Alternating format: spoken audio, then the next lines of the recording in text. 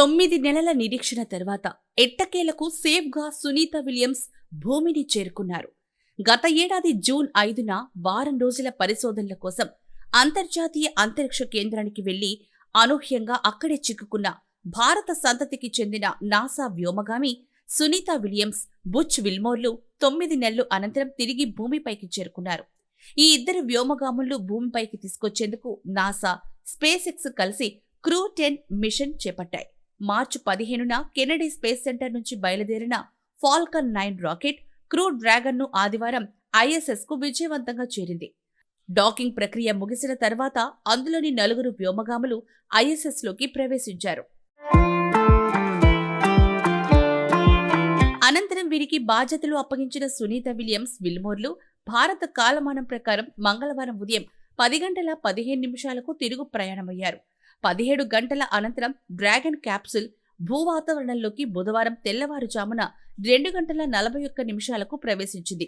ఈ సమయంలో అందరిలోనూ తీవ్ర ఉత్కంఠ నెలకొంది. తొలుత గంటకు 17,000 మైళ్ల వేగంతో వ్యోమనౌక భూమి దిశగా పయనించింది. భూమికి చేరువయ్యే కొద్దీ అందులోని పారాచూట్లు ఒక్కొక్కటిగా తెరుచుకున్నాయి. క్రమంగా వేగం తగ్గించుకుంటూ గంటకు 116 మైళ్ల వేగంతో 4 పారాచూట్ల సాయంతో గురుత్వాకర్షణ శక్తిని తట్టుకుంటూ ఫ్లోరిడా తీరంలో క్యాప్సూల్స్ సురక్షితంగా దిగింది.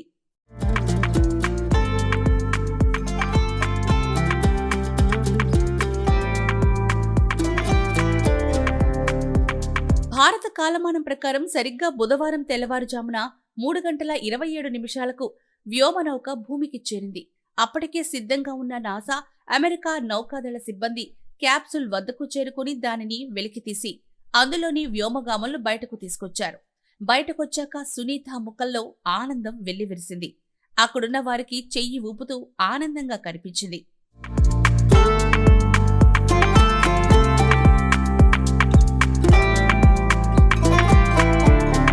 సునీత విల్మోర్లతో పాటు మరో 2 ఆస్ట్రోనాట్లు నిక్ హేగ్, రష్యా అంతరిక్ష సంస్థ రోస్కోస్కు చెందిన గోర్బునోవ్లు భూమికి చేరుకున్నారు. అయితే వీరందరినీ హ్యూస్టన్లోని జాన్సన్ స్పేస్ సెంటర్కు తరలించి రీహాబిలిటేషన్ అందించనున్నారు. అలాగే భూ గురుత్వాకర్షణకు అలవాటు పడే విధంగా వారిని సిద్ధం చేయనున్నారు.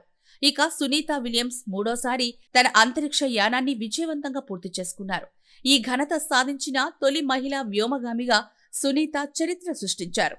తొలిసారి 2006, తర్వాత 2012లో రెండోసారి వెళ్లారు. మూడోసారి గత ఏడాది జూన్ 5న బోయింగ్ స్టార్లైనర్ వ్యోమనౌకలో అంతరిక్షానికి వెళ్లి అక్కడ చిక్కుకుపోయారు.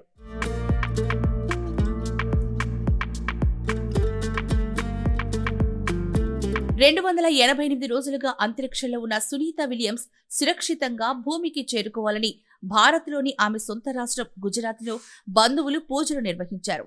సునీత విలియమ్స్ పూర్వీకులు ఝూలాసన్లో ఉంటున్నారు. ఆమె రాకపై సునీత సోదరుడు దినేష్ రావల్ సంతోషం వ్యక్తం చేశారు. సోదరి సునీత విలియమ్స్ రాక కోసం మేమంతా ఎంతో ఎదురు చూస్తున్నామని చెప్పారు. అయితే గతంలోనే ప్రధాని మోదీ సునీత విలియమ్స్ను భారత్కు రావాలని కోరారు.